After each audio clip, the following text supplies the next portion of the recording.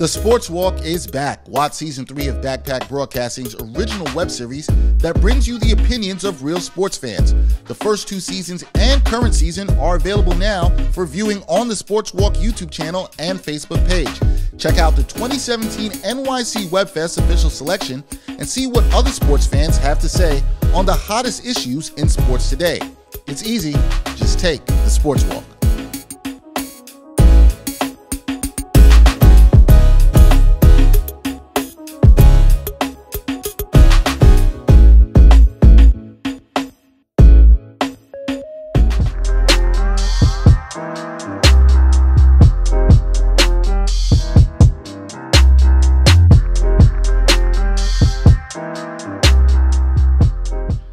From the Gotham Podcast Studio, episode 89, unbelievably already, of the Ain't Hard to Tell podcast. We are moving on up. Dexter Henry, Bryan Fonseca. Yeah. Last couple episodes, we've always had a bunch of people around doing that. We had a lot of fun doing that stuff, but it's just us for this episode, for episode 89. And this is an episode that's going to be about some shocking things that happened around in the world of sports, I guess you could say. I was gonna say, are they really shocking? But yeah, no, one of them. No, I mean, you might be right? I don't know what's shocking around the NBA anymore because something just always seems to pop up, and I feel like now we're all gonna have these moments of where were you when this happened and what happened. Yeah, I was like with Kawhi, we established that I was taking a shower at 2 a.m. Yeah, and apparently things happened to break when you were taking a shower. So were you taking a shower when the Russell Westbrook trade went down? No. Let me try to remember what I was. Oh, okay. Me and my boy were watching Rick and Morty. That's actually not bad. Me and my boy were watching Rick and Morty, and I just looked down at my phone. I was like, oh, snap! What? Not a bad thing to be doing watching Rick and Morty. I'm always fine with that. I was at the time wearing a Rick and Morty shirt. Yeah. But I was at the movies. I was in the movie theater, and I was getting calls from a bunch of people, and I just silenced it.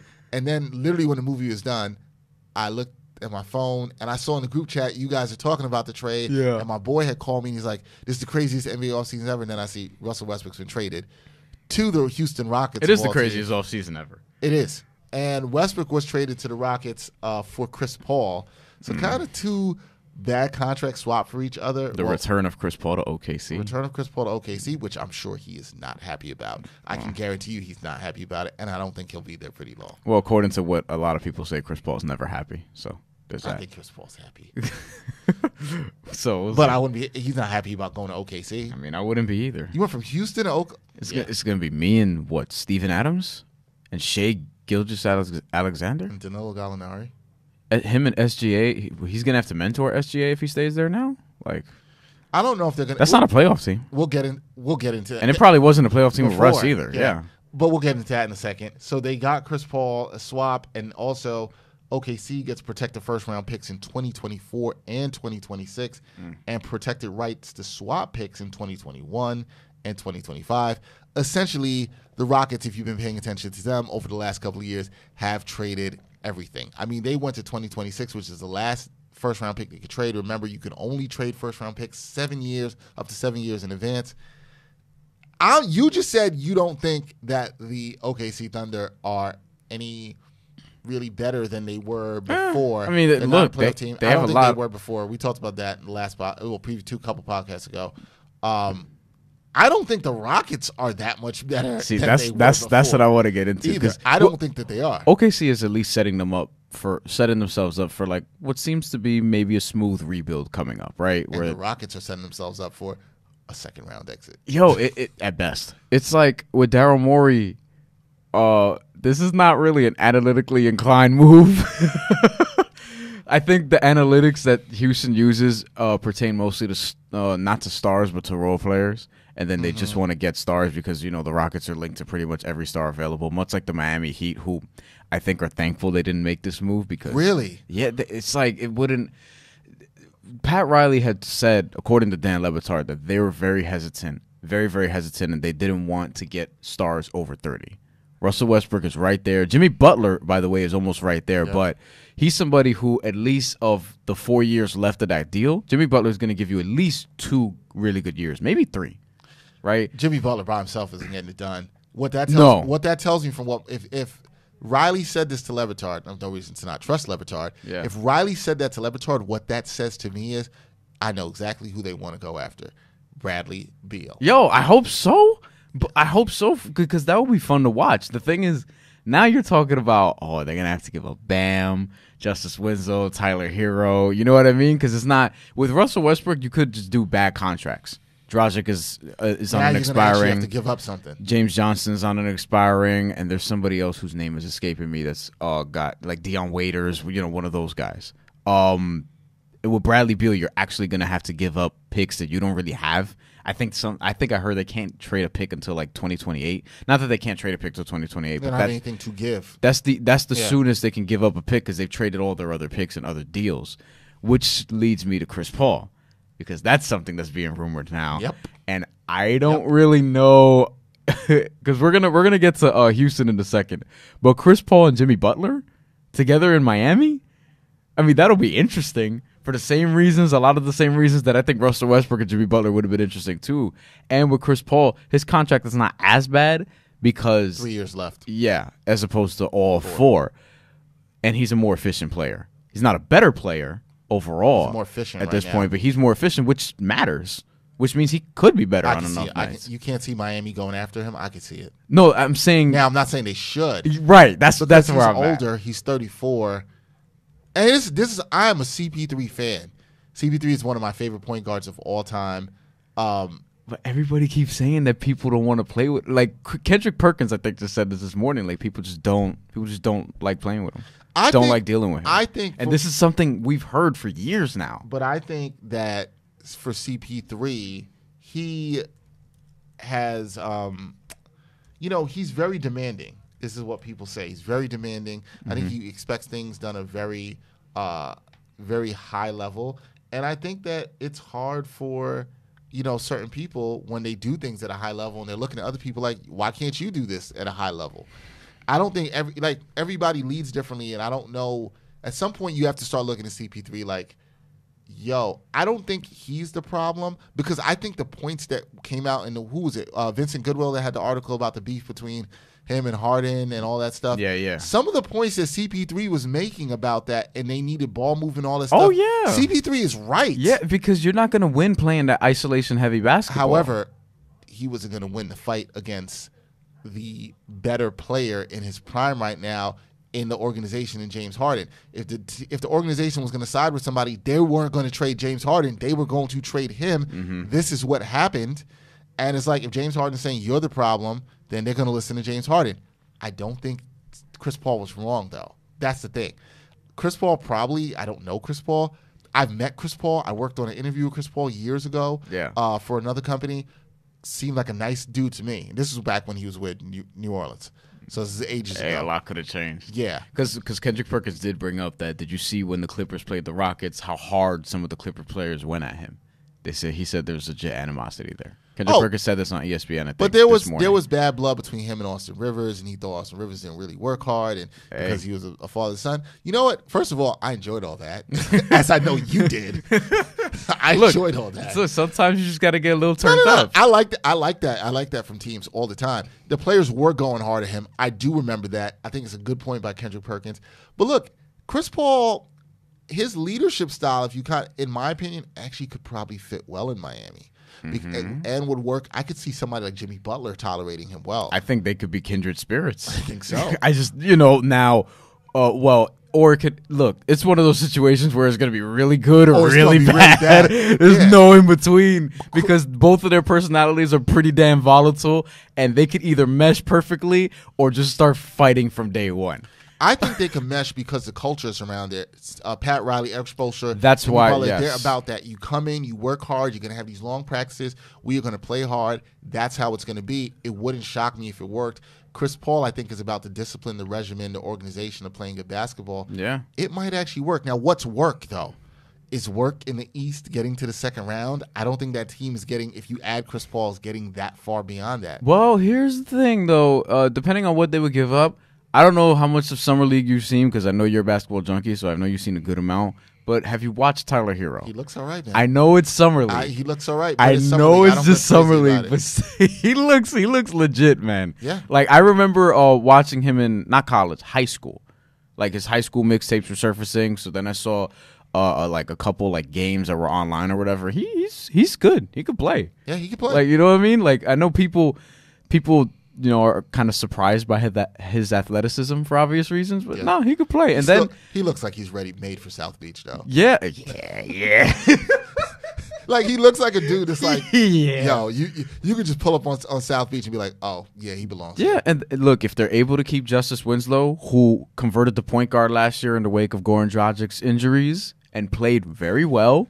Was a little bit of a stat sheet stuffer, kind of a triple-double threat because he would get those points, rebounds, assists, and still play good defensively and get better with his jump shot. That's something that I think is promising moving forward. And my boy, Bam Adebayo. Yeah, but they're not keeping all of them and getting Chris Paul. That's not happening. No, but I'm saying they're not trading Bam. They don't want to trade Bam, and they just signed Tyler Hero to his rookie deal, so they're going to have to wait a month for that. I think maybe they could get away with some combo of Winslow, Dragic, James Johnson, Dion Waiters. Like some combo of that? Because Chris Paul's going to make 41, I think. Yeah, but because he's going to make that, I could tell you what OKC's not getting. They ain't getting a pick. No. So Miami doesn't have a pick to offer. They got to get flexible contracts. That's what they should offer. They make a good trade partner. There's no reason to bring, to me, and in my opinion, there's no reason to bring Chris Paul into the start of the season. He doesn't want to be there. He's not going to be happy. You're trying to rebuild. Just get the flexibility and picks with the money and keep it moving. You're ready. Excuse me. In doing the math right and now, being able to move the money, not picks. Well, in doing the math right now, if you're able to move the money, I mean, if you're OKC, is this not a fair offer? If Miami's like, hey, we can give you, I'm looking at the salaries now, Goran Dragic. What does he make? 18, 20 million? 19. Goran Dragic's 19. Kelly Olynyk is 11.7. With how many years left? That's what I have to look up with Kelly Olynyk. Like Dion Waiters is 12. And Justice Winslow is 13. But he's not. He's signed for a couple more years. That might get it done. But, like, not all four of them. Three of them. Three of them. I'm sure OKC would want Justice Winslow because he's on a team-friendly contract. He's young. And Waiters. He's somebody that they could build with. They ain't going to want Waiters back. Russell Westbrook's not there anymore, but, Dion Waiters has a player option. No, Kelly Olynyk, has a player option for $12 million next season after this year. So he's on an expiring. But he might take that player option. So Olynyk, Dragic, and Justice Winslow probably gets it done. I do it. Yeah. I do it. Yeah, I do it from both sides. Although I wouldn't want to give up Winslow, man. But if you're getting Chris Paul, then that, if you're getting Chris Paul, because here's the thing, you want Chris Paul, you want Jimmy Butler, you want Tyler Hero coming off your bench, and maybe even starting toward the end of the year, and you want Bam Adebayo. This is why they move Hassan Whiteside, because they don't want to give up on Bam. Bam looked really good last year. I think this can be a potential like all-star caliber big man, Bam Adebayo. Well, if you believe that, and then you add Chris Paul, even though he's getting up there in age, that's what I'm saying. Who could still run a team, right? The team could not be that bad. It'll be interesting. If I'm Miami, they can make the move. It'd probably be better going after Beal, but they're gonna have to give up more to get Beal. Bam Adebayo could become, even if Chris Paul comes through, right?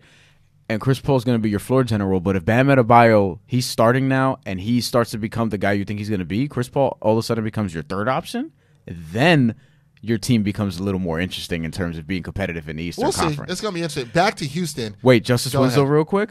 $13 million, and then a $13 million team option. So he has 3 more years of organizational control. Great contract. Yeah. So that's going to be the attractive piece. Yeah. Justice Winslow and anything else from those dudes that are expiring, any expiring contracts, that'll get it done. That'll get it done.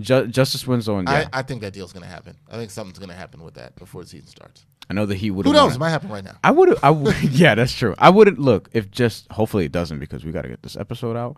But look, Justice Winslow, I would do that. I would do Winslow, Dragic, and probably Olynyk because you still have Myers Leonard, you still have Bam.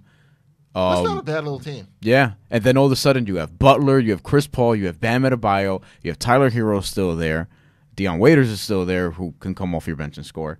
Even though some people may not be Dion Waiters fans. Myers Leonard is there, who I like. It's not bad. Stretches the floor, not bad. I think that could be a second round team in the East. I can see there's another. We're still in July, but another trade could drop, and this is how crazy the NBA is right now. Bradley Beal will be a great fit for them, but it's like, man, you would have to. If I'm Washington, it's like, bro, I need Bam. Like, I need Bam in that deal. But I was speaking to somebody who's connected with the Wizards organization yesterday. Oh, yeah. And they are saying they're not looking to move him at all right now. Yeah, they're not. They're really not. Which I think is a mistake. I think Miami should look into Chris Paul in the deal that we said, even though I wouldn't love getting him, but for that deal, I'd understand it. And also Kevin Love. I still feel like Kevin Love's going to get moved. That's a team-friendly contract. We've talked about this on this podcast very recently. And he has Kevin Love to Miami makes a lot of sense. That's what I'm saying. Now, you're still going to have to give up some things you may not want to give up. And Miami just doesn't have a lot of guys they can really trade other than expiring contracts, which would be good for Cleveland. I still also say Kevin Love to Portland. Still going on that. Oh, man. That's a good destination for him. I would have said that before Hassan Whiteside, but now I'm not sure how they get that deal done until February. But that could happen in February. I wouldn't, because by then Nurkic is probably back. I actually have a better feeling that Kevin Love will be probably dealt closer to the trade deadline than before the season. Yeah. That makes sense. It makes a lot of sense. I feel bad though because I think the market will open up a little more for him. That kind of sucks because he has to stay in Cleveland for another 7 months. Hey, he signed a contract.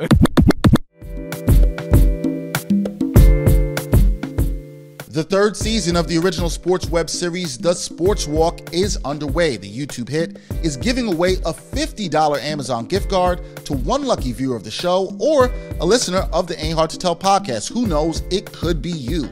All you have to do is enter the gift card giveaway contest. Look, it's easy, and there are multiple ways to enter, including subscribing to the Sports Walk YouTube channel, liking the show on Facebook, or following on Twitter or Instagram. For more information, visit the giveaway link in the description info for this episode. Good luck as the contest ends August 15th, 2019. Back to the Rockets. Yes. I don't think they're much better, man. We were talking about this. Here's the thing. You talked about the analytics. Westbrook does one thing for them, which is I think because of his penetrating ability, which is almost maybe a little bit higher of a skill than Harden, except Harden has the ability, I think, to finish and pull up for the shot better. He could create opportunities for other guys like the Eric Gordon, like the PJ Tuckers around. I see the creation ability. However, you're taking two of the highest usage rate players. The two highest usage rate players in the NBA, and I don't know how that's going to work. People were worried, but hey, people were worried about Chris Paul and Harden sharing the ball, and D'Antoni figured it out. We got to give him credit. He figured it out. Can this work? I am concerned as a Westbrook fan. I'm concerned about his declining shooting. I've said that already on this podcast. As much as I think he gets unfairly criticized in other areas, I'm just concerned about his shooting. Here, I'm just like, this team's kind of been predicated. Their thing has been shooting. Now you're getting a guy who's shown he can't shoot. Yeah. What I do know is that he can get to the rim. Yeah. Could that help the Rockets? Because I kind of see how it could. He doesn't hit that many free throws, though. So, he's not, for a point guard, he is well below average for did you ever see, did I send you this article ever? And for some reason, he's gotten worse. I remember but I was about to talk about that. Did I ever send you the article about why his free throw shooting has gone down this year?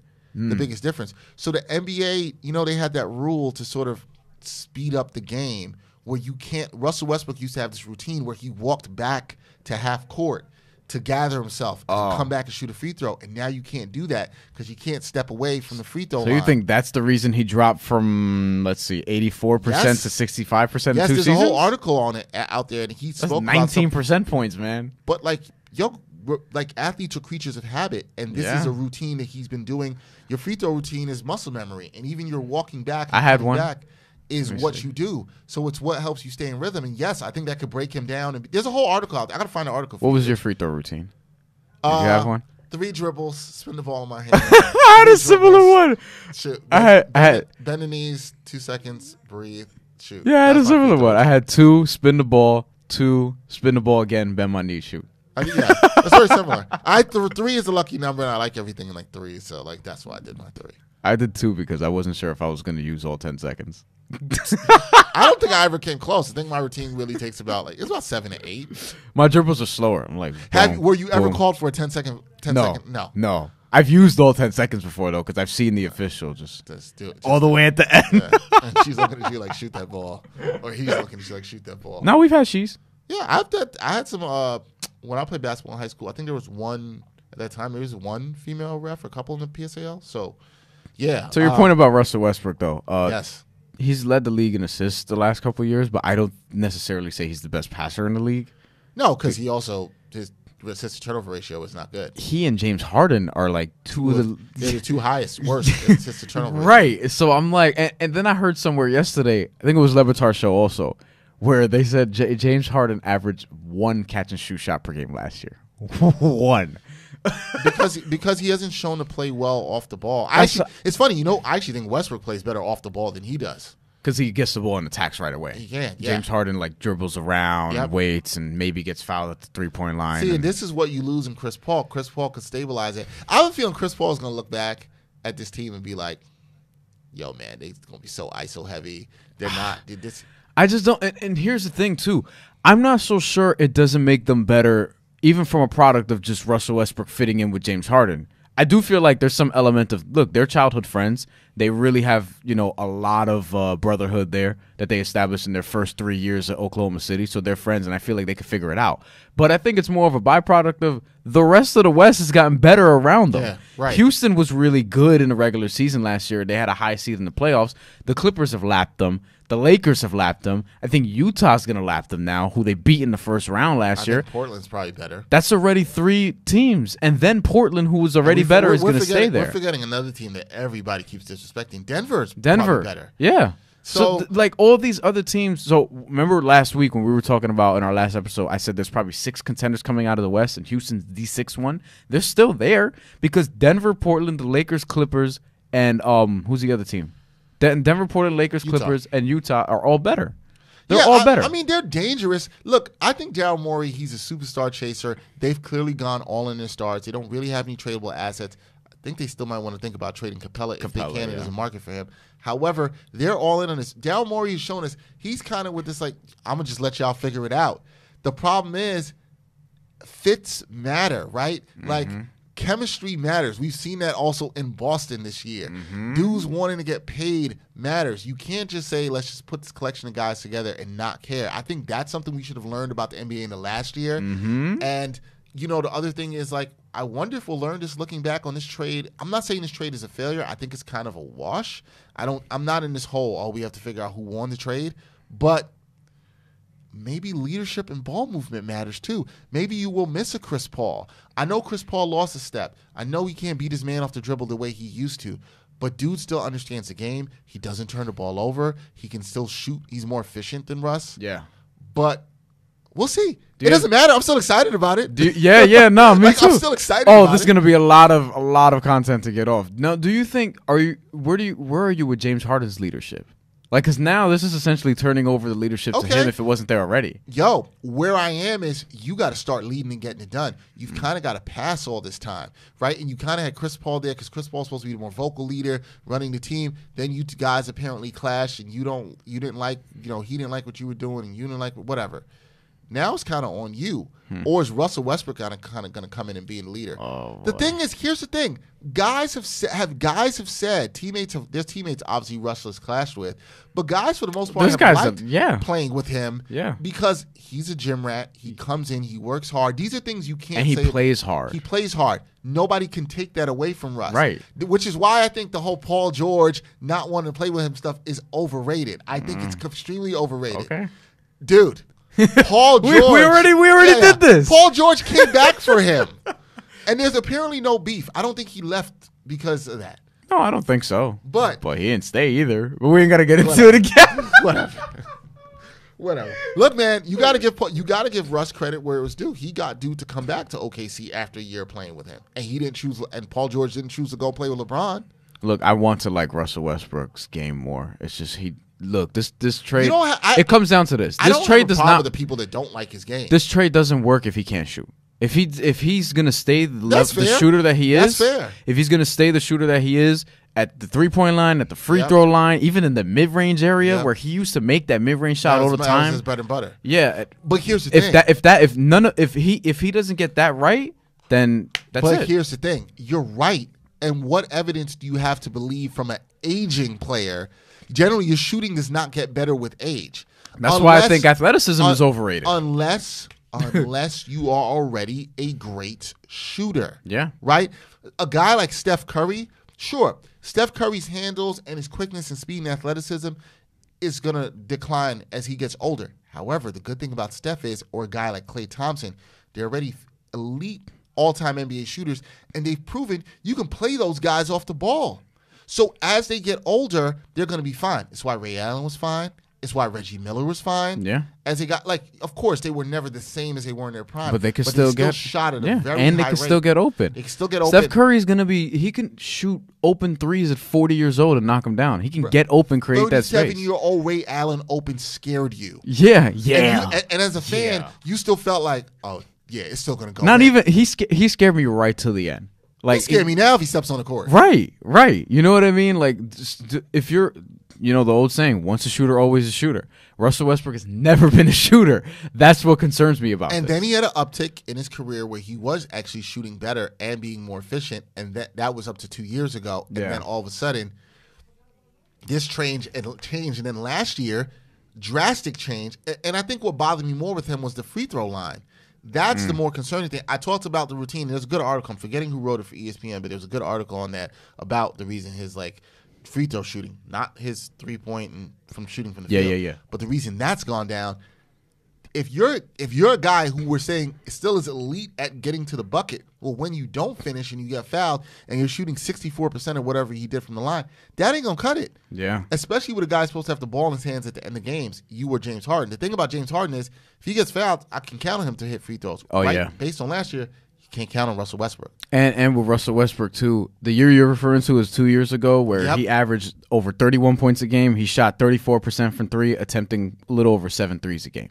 So I actually don't have a big issue with that. That's the best he's ever shot from three. It's not great. It's not great at all. But it makes somebody put a hand up. Right. That's something you have to defend. Now, if you're shooting 29% from three, which you did last year, and just under 30 the year before, I'm leaving you open, bro. Especially if you're taking 5-something threes a game. And I think that's where this can get interesting, right? What if Russell Westbrook tones it down? What if he's not shooting 5-6 threes a game? What if he's shooting maybe 3?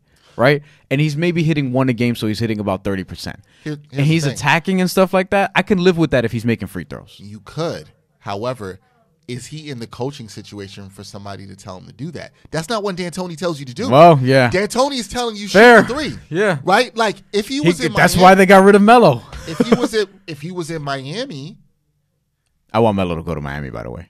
Forgot to mention that. If Chris Paul goes there, I want Melo to go to Miami. I want to see Melo play again. I'm starting to get worried more and more. I don't know if he's going to play again. Oh, you see what Chauncey Billups said? I saw that. Oh, yeah, I don't know. We should probably get into that. Yeah, we'll get into. I'll find the Chauncey Billups sound. We'll wrap up this Russell Westbrook discussion. I mean, I just don't know with Westbrook if this is the place where he's going to actually be able to tone it down. Because, like I said, this coaching staff and this style that D'Antoni has encourages you to shoot. But is D'Antoni also going to say, hey, you're not the guy that should be shooting this. We're going to put you in the Capella role where we don't want you shooting this. Maybe he's going to say to Westbrook, you need to attack more. And I actually think this thing that you're pointing out is actually the thing that good coaching should tell him to do. Give me 3 threes a game, good looks. Don't force these threes. Attack the rim. Create opportunities for other guys. You're still one of the best at getting to the rim in the league. Mm-hmm. You can finish. When you get under there, if guys are open, you can still be efficient enough with your passing to get it done. I think if somebody can get Westbrook to just slow down a little bit in terms of taking care of the ball and shooting less threes, I think then he could become highly efficient for what he is. Yeah. He's never going to be a great shooter, but he can become highly efficient for what he is. Will that happen? I don't know. I think there's a point where everybody can change. Yeah, I agree. Has that point passed for Westbrook? I don't know. He's going to be 31 in September. Is the point for him now where he is in his career? Probably. It should be. It should. Now's the time. You got traded. You're going to be in a situation where you're with James Harden. That's your boy, you know. It's going to be interesting. Do I think they're much better than they were before the trade? I think they're still one and done team. 2 at best, but 1 and done. I happen to agree. Yeah.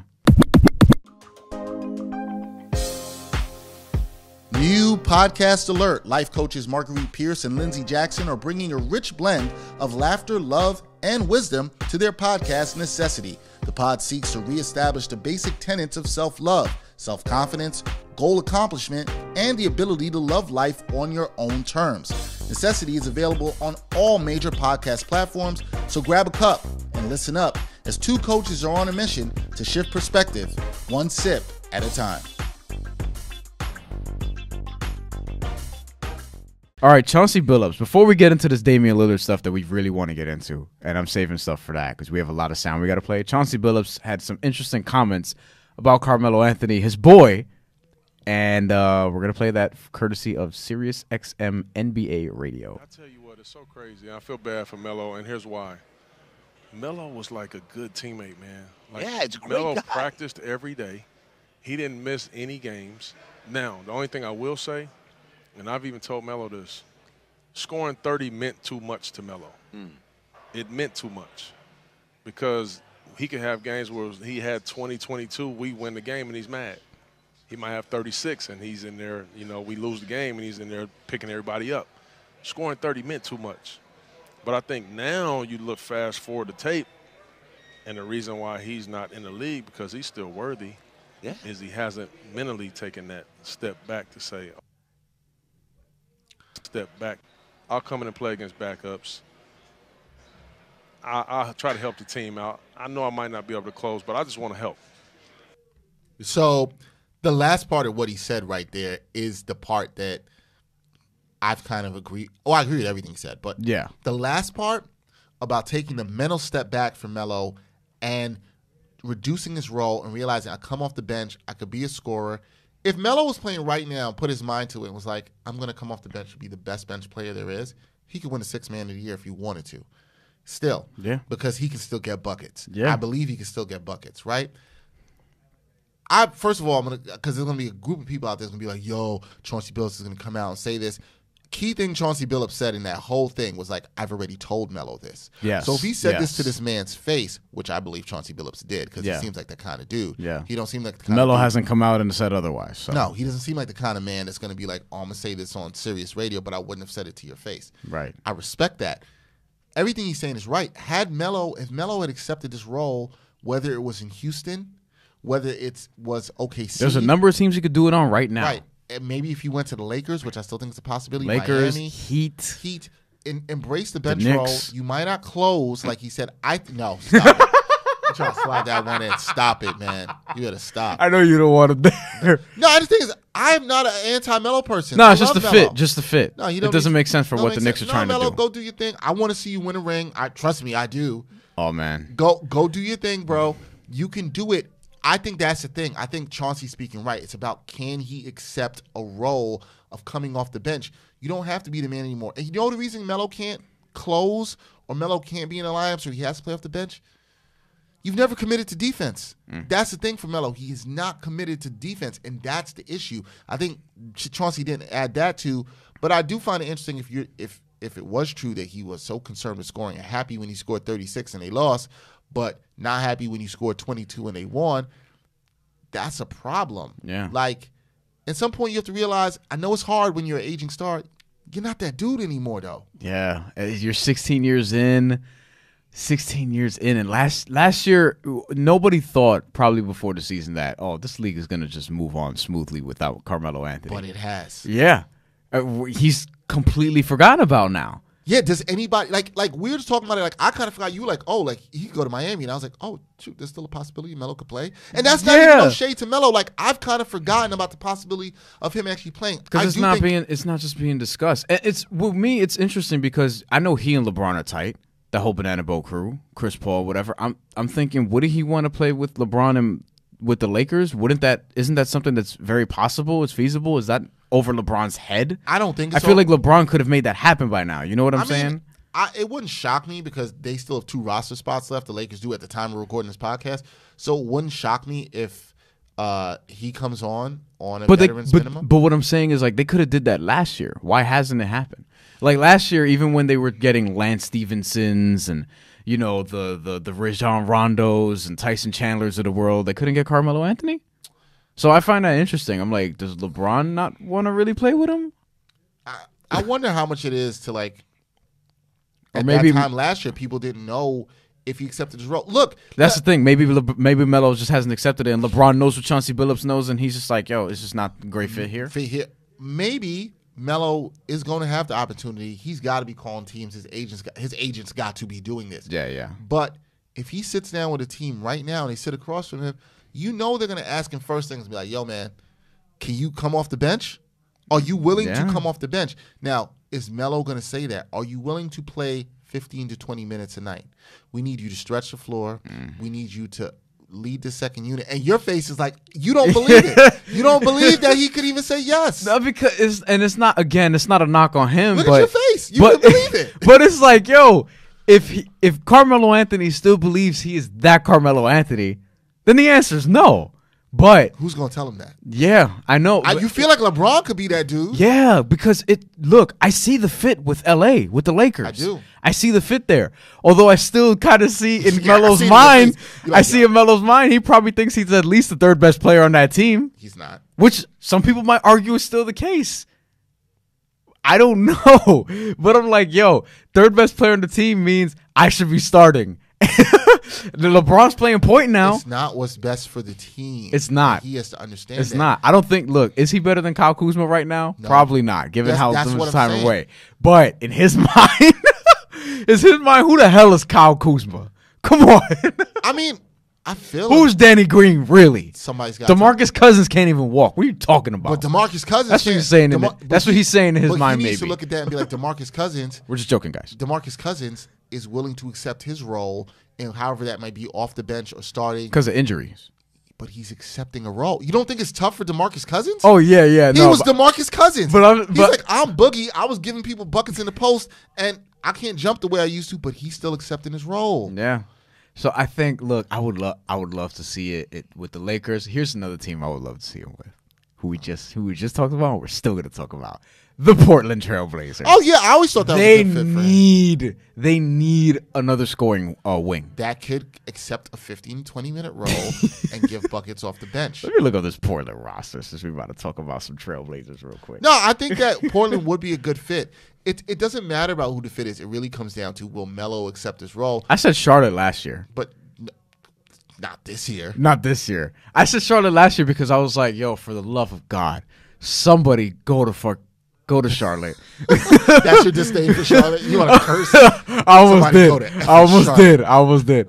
Somebody go. We don't got to put the explicit tag yet. Yes. I was like, yo, somebody go to Charlotte and help poor Kemba Walker with Jeremy Lamb and Michael Kidd-Gilchrist as his next best nobody's players. thinking about that now. I was like, yo, because remember what I was saying that Carmelo Anthony could have went there and Enes Kanter when the Knicks were going to buy him out. Yep. I was like, they could have been the second or third best players. They would have went to the playoffs.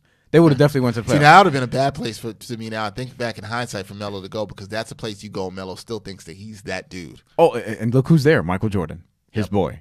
Yeah. You know what I'm saying? Not a good fit. He's been Jordan Brand all life. He needs to go someplace where he can be in the role and he be checked. That's why I feel like LA. Portland would be perfect. I trust Portland's culture. I trust Damian Lillard as a leader. I trust CJ McCollum as a leader too. I feel like they both have great heads on their shoulders. Agree with you. I think with Yusuf Nurkic and Terry Stotts and everything going on there with Portland, I think that would be a great fit. And look, he's going to play over Mario Hezonja. He's going to play over Ken Bazemore, I would think. Like, he's not going to not get minutes. There's a void there for him to fill. There's going to be like him, Rodney Hood. Those are the forwards on that team. Him, Rodney Hood, Hezonja, Ken Bazemore. Portland might actually look around and be like, yo, our three wings are okay. Like, we're fine. Like, that's actually not bad. Or look, we have no reason to believe that the resolution with Melo is going to be solved before the season. So if Portland looks around in January and it's not really working out, or if they have, God forbid, an injury or two, might want to give Melo a call. I think right now they're going to stand pat, but I feel like Lakers are a good option. Miami also wouldn't shock me. But I'll tell you what, who's not going to put up with BS? Miami. Yeah. That culture is not going to put up with it. Yeah. They ain't going to put up with that. They'll be like, you're going to come here and play this role. Oh, you not? Bye. That's what's going to happen. So the thing for Melo is there's limited options, bro. You got to accept what it is. Play the role. You still can be great. It's just in a different way.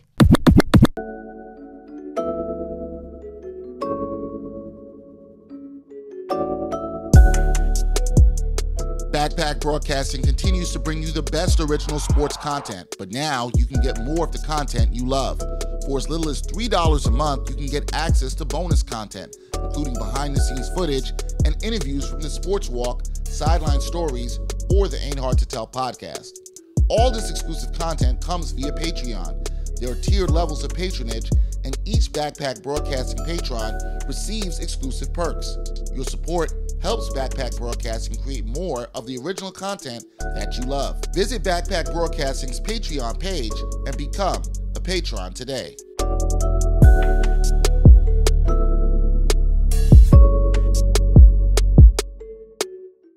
Back to Portland. Damian Lillard.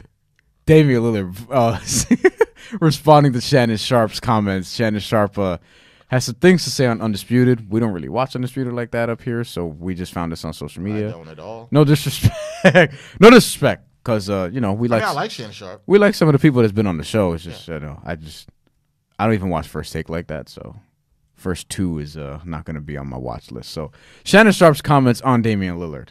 When last time Dame Lillard took less than the max?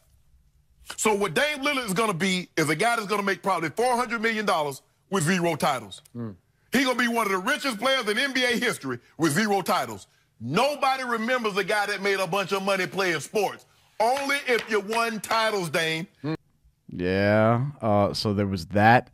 And then Shannon Sharpe also had some more to say about Damian Lillard later on, because this is a 2-minute sort of thing, so we're not going to play the whole thing. But here's the rest of what he had to say. It's a different time now. You're not going to win a title, bruh. And it's going to be very, very interesting, Skip, to see this, how this plays out. Now, I want to know how much longer they're going to keep giving out these max contracts to Dame Lillard and C.J. McCollum with no championships dividends being paid on that. And they're going to have to make a decision. Be careful, Dame. And Nasir Little, a new teammate of Dame Lillard, had a response to that. I will note that the second point of what Shannon is making, I do think it's a fair point, but we'll get to that. And Nasir Little's response, he said, this is on Twitter, this is yesterday, Friday. So Friday for those of you who are not listening on Saturday, and which is impossible because it's not out Saturday. Anyway, Nasir Little. Doesn't matter. Nasir Little, I want y'all to peep, no matter how successful you are in what you do, people will go to any length in order to devalue you. Know your own worth. That's what he said. You should always know your own worth. Yeah. We talk about that on this podcast. And then we had Dame Lillard responding to Shannon Sharpe, in which he pretty much said, if I'm forgotten, I'll be a rich forgotten MFer. Short and sweet, which is very typical. He also said he doesn't believe he beat Shannon Sharpe. He doesn't believe we can win, just like many others, which is fine. I think we can, but I'm not jumping ship. He's saying I don't want to win. Yes, that's his consistent point that he's told Chris Haynes on his podcast. Right, that he's been saying is like, I don't not believe I'm gonna win in Portland. I just think that I don't have to leave to win here, but I'm also gonna like keep it stable here and try to win here. There's a lot to unpack with this whole thing. First of all,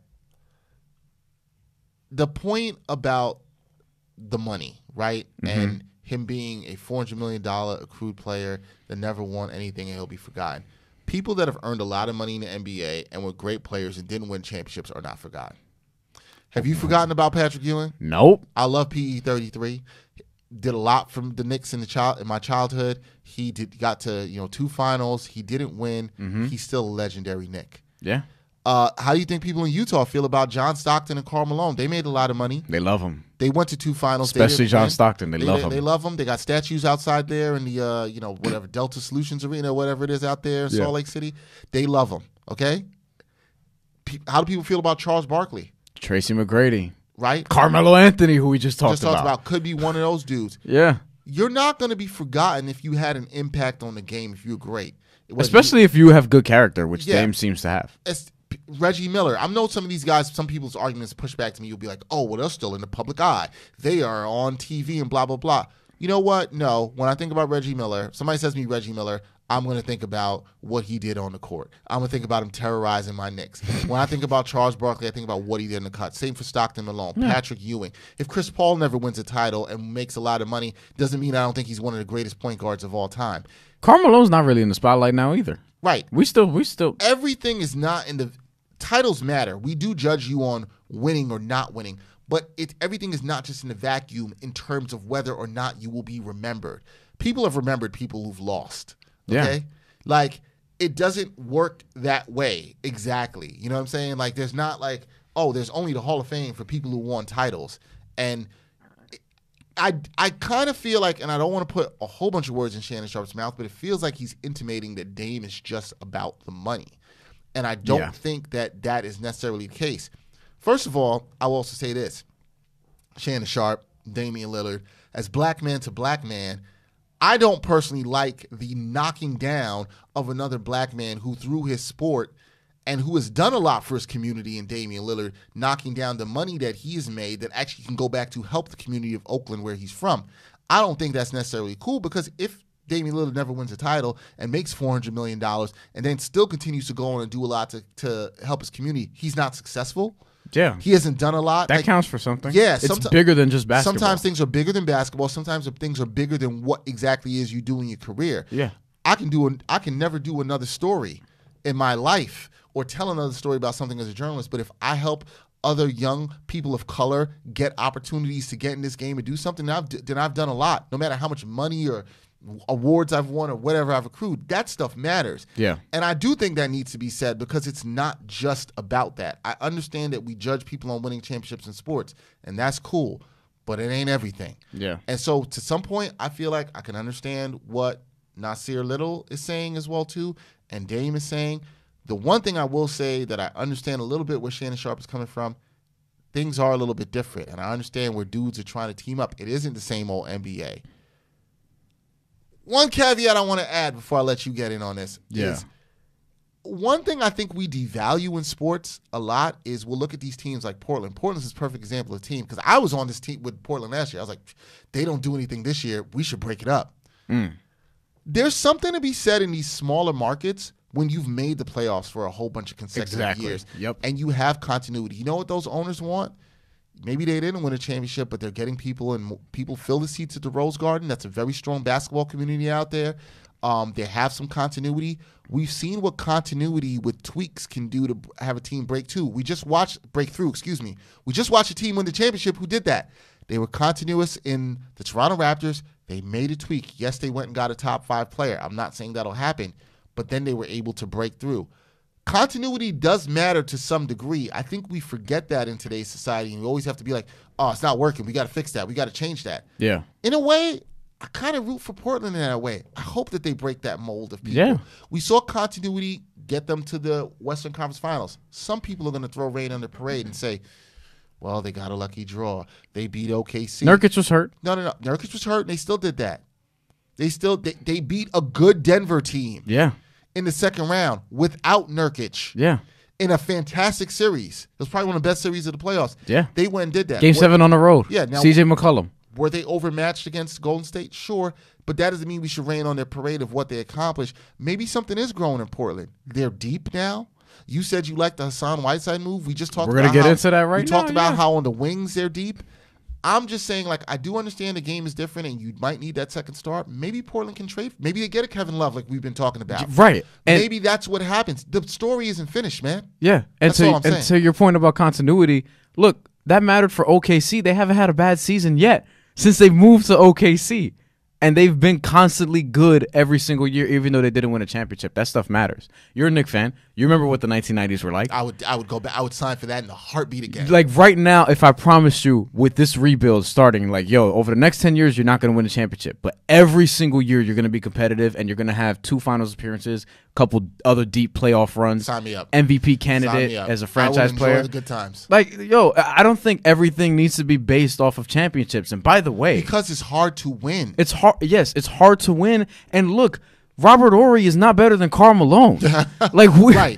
You know what I mean? Like, there's that also. Right, like, I understand championships are quote unquote everything, but like, yo, we don't really say that the dudes that win the most championships are the best players all the time. That's a good point. That's a fantastic point. Like it's like right. Steve Kerr is not better than Carmelo. It's not better than John Stockton. Right. Like we know that. They're great role players. Yeah. You know what I'm saying? Is Derek? You tell me Derek Fisher's better than Damian Lillard now? Yeah. And I don't love how the Supermax sort of handicaps the team. Right, in terms of the salary cap, because it takes up, a quarter of your salary cap? I ain't mad at the player for taking that money. Exactly. And with Damian Lillard, it's like, if anyone's deserved it from any team in that city or and for any market, it's him. And I think his game is going to age well. I actually don't think that salary situation is going to be as bad as it was in OKC and Houston. No, I agree with you on that. And Washington, by the way. But also, here's the thing with Portland. I don't know that they're not going to win a championship. How do I know that? I don't know that. Like, sure, on the surface, the Lakers are better on paper. The Clippers are better on paper. Utah, I don't know if they're better on paper, but they're deeper. I would say Damian Lillard is definitely better than everyone on the Utah Jazz right now. That'd be a fantastic series. I'd like to see that right now. Oh, yeah. Portland versus, sign me up for that. But I would say outside of the Lakers and Clippers, Portland is as good as, if not better than, every team in the Western Conference. So if you're right there, if you're close enough, a couple of breaks in your direction, maybe Hassan Whiteside is better than we thought. Maybe he returns to being the guy that earned that max contract from Miami to begin with. Because I think that's one of the most underrated pickups this offseason, as we just alluded to, with Hassan Whiteside going to Portland. Yusuf Nurkic is not there, so Whiteside's going to start. Heard somewhere that Damian Lillard's cool with Hassan Whiteside. So for that might be a good fit. But at the end of the day, they needed a big who can really, work down low, can really just doesn't need the ball necessarily like Nurkic. He was giving you 15 and 10 a game before he got hurt. Hassan Whiteside will give you more than 15 and 10. He'll give you some blocks. With Dame Lillard and CJ McCollum, Hassan Whiteside is exactly what they need from both the offensive and defensive standpoint. The only problem with Whiteside is he tries to block everything and he gets in foul trouble a lot. Yeah. If he can calm that down, he will be fine. I too like the pickup, and I think he's gonna. You know why I think he's gonna be fine? Because in Miami, he was getting paid, his $20 whatever million a year. It's different now. And he thought he was that dude. See, when he comes to this team, Dame and CJ are gonna. That's what I'm saying. He knows he's not that dude anymore. We talk about culture as it relates to the Nets and the Clippers and these teams that just hit it big. Portland has a really good culture, but nobody as well. talks about that. But nobody talks about that because they've just been consistently good. It's not sexy and it's not cute. You know what I mean? That's like a great point. It doesn't make those headlines, and it's also in a smaller market. It's not L.A. or New York City or Brooklyn. With Damian Lillard there, I think Hassan Whiteside will get, for lack of a better word, in check. They didn't want to use that phrase, but I think people understand what I'm trying to say. And I think Hassan Whiteside is going to produce at a high level. Don't know what you really do when Yusuf Nurkic comes back. But he'll be coming off an injury. You could bring him back slowly, and you could sort of address that whenever the case is. And maybe you want to try to get Kevin Love on the back end. Maybe you just rent out Hassan Whiteside services and then make a trade in February. I don't know, but I think that's a good pickup. I think they've got pieces to do that. And like I said, we always act like we know the finished product. We want to crown people champions. Especially this year. Yeah. Like now parity is legit. Everyone last year was saying Boston, Golden State, and Boston would win. A lot of people were saying that. A lot of people and we know what happened with Boston. A lot of people were saying they're going to be a 65-win team. I thought that they were going to be good. And look, Kyrie Irving, not what I thought he was last season. Here's the thing.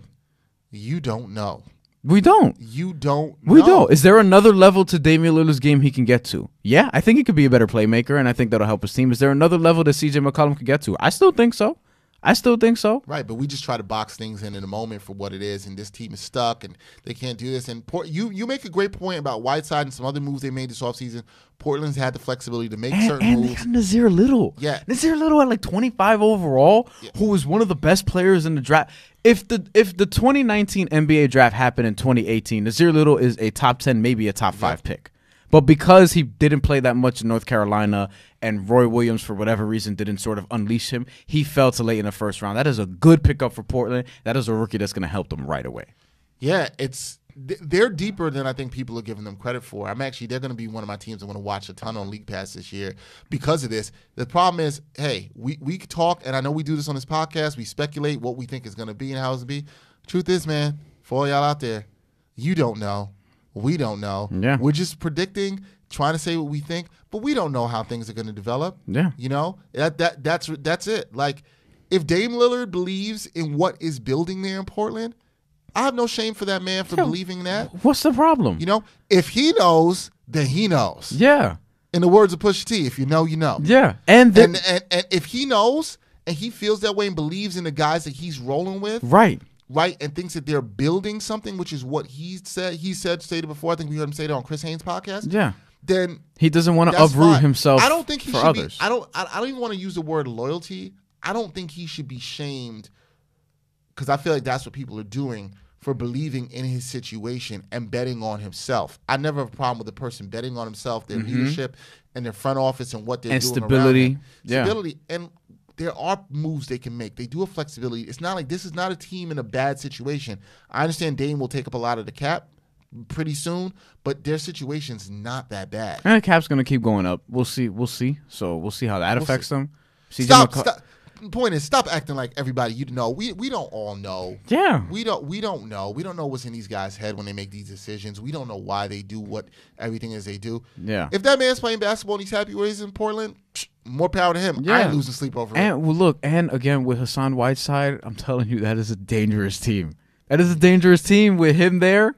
Yeah, and they got a taste of the conference finals. They're a year older. You can make the case for Portland. You can make the case for them, and it's not insane. Yeah, and with Whiteside, it's like he was getting his numbers in Miami, but that was just a different situation. I think now with Dame Lillard and with CJ McCollum, people are going to see like, oh, okay, Hassan Whiteside is being the guy he was when he earned that max contract. He averaged something like 17 and 14 with like over 2 or 3 blocks or something. Game.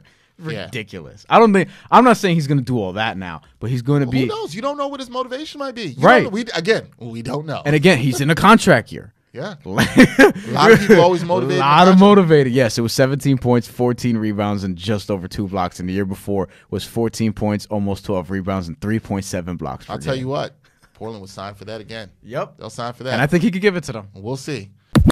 Numbers. I think this is an interesting week for numbers because there's a lot of players that Bryan likes. Oh, yes. That fits into the mold of what Bryan likes. And if you're an Ain't Hard to Tell podcast listener, one, we appreciate you. And two, you'll know exactly who Dexter's talking about on this list. So we're going to start. I'm not even going to start with him. We're going to get to that later. We're going to start with Nat Moore. You know who that is? No. He's a football player from back in the day. Mike Ditka, who we're definitely not picking on this podcast. Wow. Why'd you even name him then? To say that. Wow. Mercedes Lewis. Tight end. Yes. That's all you got to say about him. Played for the Jaguars, 13 years of service and the Packers. 13 years of service, that's all you got to say. Doug Baldwin. Solid. Who I liked. David Boston, who I liked when I was younger. And now we get to my favorite 3. Jericho Kosheri. One of my favorite Jets. One of my favorite Jets as a kid before I stopped putting myself through that. Santana Moss. I had a Santana Moss jersey. Me too. I had a Santana Moss. I love, another small dude, kick returner, wide receiver. Yeah. I always like the kick returner, wide receiver. I went to pull up his career numbers. And then my guy. Who I love is one of my favorite receivers of all time. Steve Smith Sr. Steve Smith Sr. First of all, this guy, that's my pick. I'm going to just come out and say Steve Smith. I love Steve Smith. Tough as nails. Played almost all of his career with the Carolina Panthers except for the last year with the Ravens. Yeah. Last 2 years with the Ravens? I think it was last 2, yeah. And Santana Moss, to be clear, didn't wear 89 with the Jets. He wore 83 with the Jets. He wore 89 with the Washington football team. Yes. I almost messed that up. Good job. We do not say their name here on this podcast. But we're going with Steve Smith, man. Just a great receiver. Tough guy. Strong little guy. 5'8", 180. 5'8", yeah. But Steve Smith was built. So he would. Or 5'9", 190, excuse me. He could take a hit. He was strong. He was tough. Good speed. Last 3 years with Baltimore. This man had... This man had, at 5'9", 195, as a number 1 receiver, not a slot guy. Yes. Not the typical sort of slot guy. Had 1, 2, 3, 4, 5, 6, 7, 8 seasons of 1,000 yards receiving. Is he the best receiver under 5'10" of all time in NFL? I think so, yeah. I think Antonio Brown is 5'10". So Steve Smith, under 5'10", yeah, he's better. I can't think of one. Almost 15,000 career receiving yards, had 81 receiving touchdowns. I mean... This career resume is amazing. Hall of Famer. And look, in Carolina, where before Cam Newton, it was like Jake Delhomme. Yep. But who were his quarterback? Rodney Peete. I mean, Cam Newton's the best quarterback he played with. Period. And then Flacco. Yeah, The best quarterbacks. that's not a great list. The best quarterbacks he played And with Cam at the end of Newton's his career.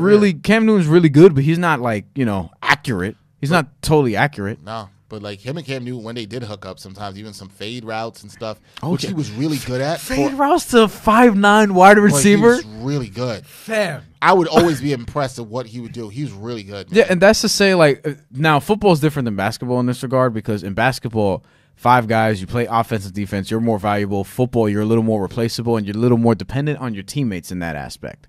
He did not have a great quarterback, and he still put up legendary Hall of Fame type of numbers. He's a Hall of Famer. There's Yeah, no doubt. Even at 37 years old, he had 70 catches for 799 receiving yards. That's And that's where he was more of a slot guy, but still, that's very effective. That's Yeah. good slot work. Salute. Steve Smith, we salute you. Yes. All right, episode 89, the Steve Smith episode. That is it for this edition. We want to thank you for all of your support.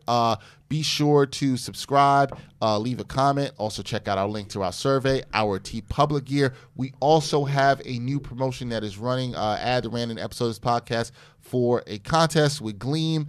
That you can like the Sports Walk, because season 3 of the Sports Walk is going on, and you can get more chances to win a $50 gift card from Amazon. So check that out. Also, vote for us, People's Choice Podcast Awards, Sports Recreation Podcast of the Year. We'll put a link to that in this episode. Podcastawards.com is literally the website. You just go and vote for the Ain't Hard to Tell podcast. You nominate us. Vote for us. Register for free.